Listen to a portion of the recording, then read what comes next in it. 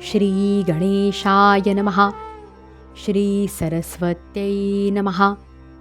श्री गुरुभ्यो नमः. श्री भगवते गोपालकृष्णाय नमः. श्री नारदादी भागवतेभ्यो नमो नमः. अध्याय 16. परीक्षिताचा दिग्विजय आणि धर्म व पृथ्वीचा संवाद.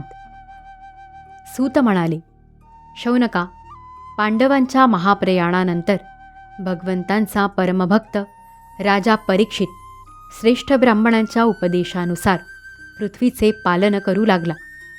त्याच्या जन्माच्या वेळी ज्योतिषांनी त्याच्याविषयी जे काही सांगितले होते ते सर्व श्रेष्ठ गुण त्याच्यामध्ये होते.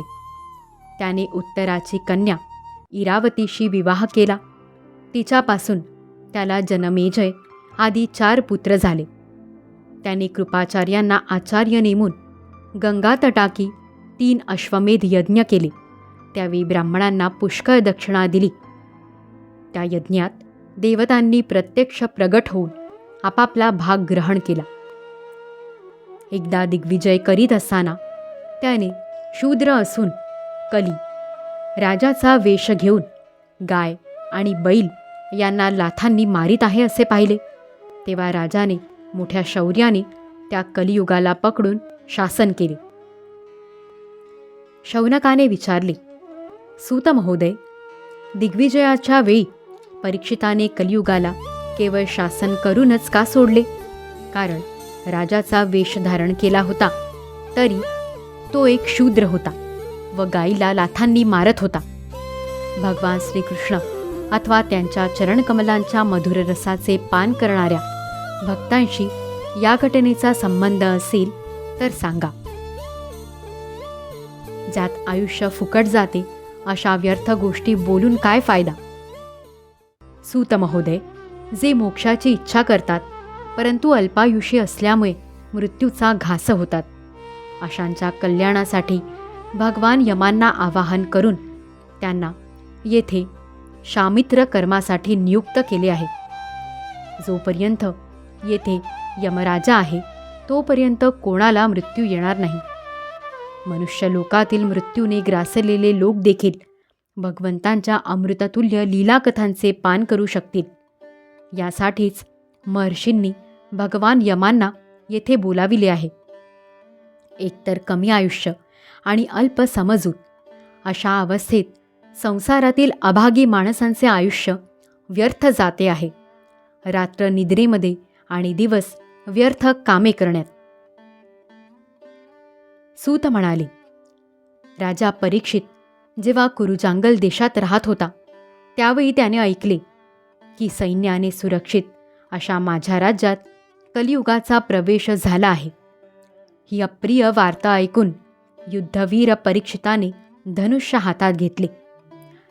श्यामवर्णाचे घोडे जुंपलेल्या सिंहध्वज असलेल्या सुसज्जित अशा रथावर आरूढ होऊन दिग्विजयासाठी परीक्षित नगराबाहेर पडला.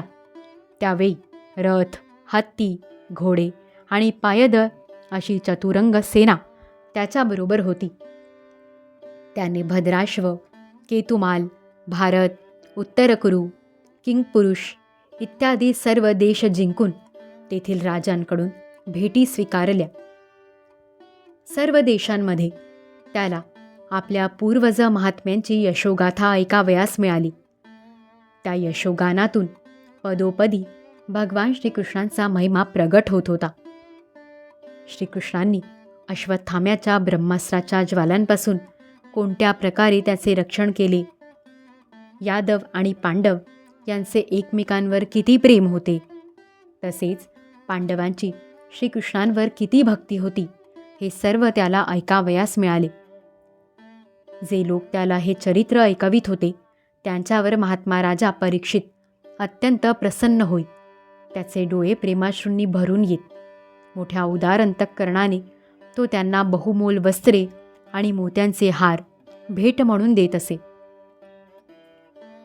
त्याला असेही ऐकावयास मिळत होते की अत्यंत प्रेमामुळे भगवान श्रीकृष्णांनी पांडवांचे सारथ्य केले. ते त्यांचे सभासद झाले त्यांनी त्यांची सेवाही केली. मित्र होतेच, ते त्यांचे दूतही झाले. रात्री शस्त्र हातात घेऊन वीरासनं घालून ते बसत व शिबिरावर पहारा देत.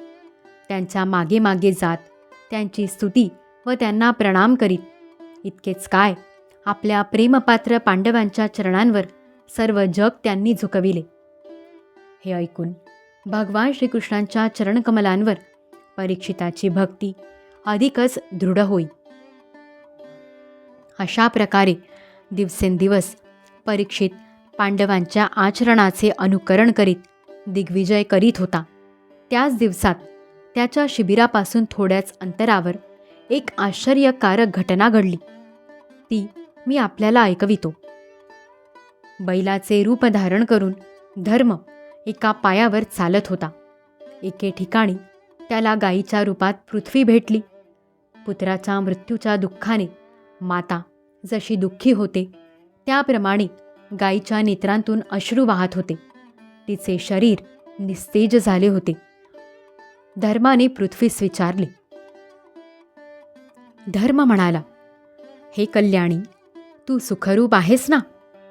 तुझे मुख म्लान झाले आहे. तू निस्तेज झाली आहेस. तुझ्या मनात काहीतरी सलत आहे असे वाटते. आई, तुझे कोणी स्नेही दूरदेशी गेले आहेत आणि त्यांची तू चिंता करीत आहेस काय? माझे 3 पाय तुटले आणि एकच राहिला, म्हणून तू माझीच चिंता करीत नाहीस ना? शूद्र तुझ्यावर आता शासन करतील यासाठी तू शोक करीत आहेस का? ज्यांना आता यज्ञामध्ये आहुती दिली जात नाही त्या देवतांसाठी तुला खेद होतो आहे का? किंवा पाऊस न पडल्यामुळे त्रस्त झालेल्या प्रजेसाठी तू खेद करीत नाहीस ना? हे पृथ्वी, राक्षसासारखे वर्तन असणाऱ्या माणसांकडून अरक्षित स्त्रिया आणि पीडित बालके यांच्यासाठी तू शोक करीत आहेस काय? निषिद्ध कर्म करणाऱ्या ब्राह्मणांच्या हाती विद्या पडली आहे आणि ब्राह्मणद्रोही राजांची सेवा करण्यात ब्राह्मण गुंतले आहेत, याचे तुला दुःख होत आहे काय? आजकालचे नाममात्र राजे संपूर्णपणे कलियुगी प्रवृत्तीचे झाले आहेत. त्यांनी मोठमोठे देश उजाड केले आहेत.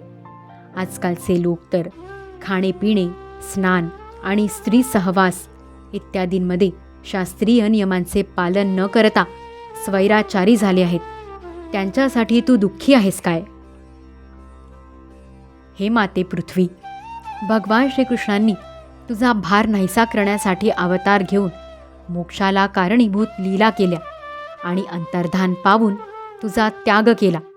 त्यांची तुला आठवण येते आहे काय? हे वसुंधरे, तू ज्यामुळे इतकी दुर्बल झाली आहेस त्या तुझ्या दुःखाचे कारण मला सांग.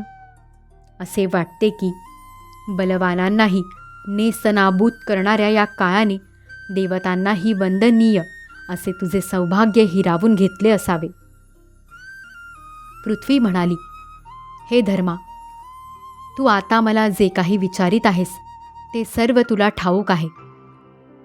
सत्य, पवित्रता, दया, क्षमा, त्याग, संतोष, सरलता, शम, दम, तप, समता, तितिक्षा, उपरती, शास्त्रविचार, ज्ञान, वैराग्य, ऐश्वर्य, वीरता, तेज, बल, स्मृती, स्वतंत्रता, कौशल्य, कांती, धैर्य, कोमलता, निर्भीकता, विनय, शील, साहस, उत्साह, बल, सौभाग्य, गंभीरता, स्थिरता, आस्तिकता, कीर्ती, गौरव आणि निरंकारिता या 39 सहज गुणांनी युक्त अशा चारिचरणांद्वारा तू सर्व संसाराला सुखी करीत होतास. वरील गुणांखेरीज महत्वाकांक्षी पुरुष ज्यांची इच्छा करतात असे अन्य पुष्कळ गुण भगवंतांची सेवा करण्यासाठी त्यांच्या ठाई नित्य वास करतात.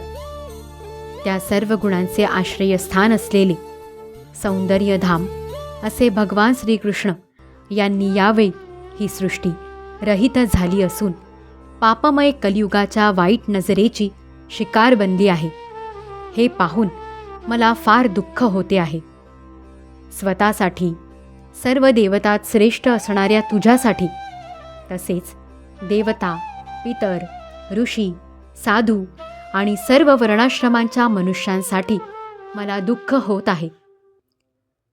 लक्ष्मीचा कृपा कटाक्ष प्राप्त करण्यासाठी ब्रह्मा आदी देवता भगवंतांना शरण जाऊन पुष्कळ दिवसपर्यंत तपश्चर्या करीत, परंतु तीच लक्ष्मी आपले निवासस्थान असलेल्या कमलवनाचा त्याग करून मोठ्या प्रेमाने भगवंतांच्या ज्या चरणकमलांच्या सौभाग्ययुक्त छत्रछायेचा आश्रय घेते, त्याच भगवंतांच्या कमल, वज्र, अंकुश, ध्वज आदी चिन्हांनी युक्त असलेल्या श्रीचरणांनी मी विभूषित झालेली असल्याने मला मोठेच वैभव प्राप्त झाले होते आणि तिन्ही लोकांहून माझे महत्त्व अधिक होते. परंतु माझ्या त्या भाग्याचा आता शेवट झाला आहे. अभागिनी असलेल्या मला भगवंतांनी सोडून दिले आहे. मला असे वाटते की माझ्या सौभाग्याचा मला गर्व झाला होता, म्हणून त्यांनी मला हा दंड केला आहे. आपले 3 पाय नष्ट झाल्याने तू मनातून कुढत होतास, म्हणून आपल्या पुरुषार्थाने तुला आपल्यामध्येच परिपूर्ण आणि स्वस्थ करण्यासाठी ते अत्यंत रमणीय असे श्यामसुंदराचे रूप घेऊन यदुवंशात प्रगट झाले आणि असुरवंशी राजांच्या शेकडो अक्षयणी सैन्याच्या रूपाने माझ्यावर असणारा भार त्यांनी नष्ट केला.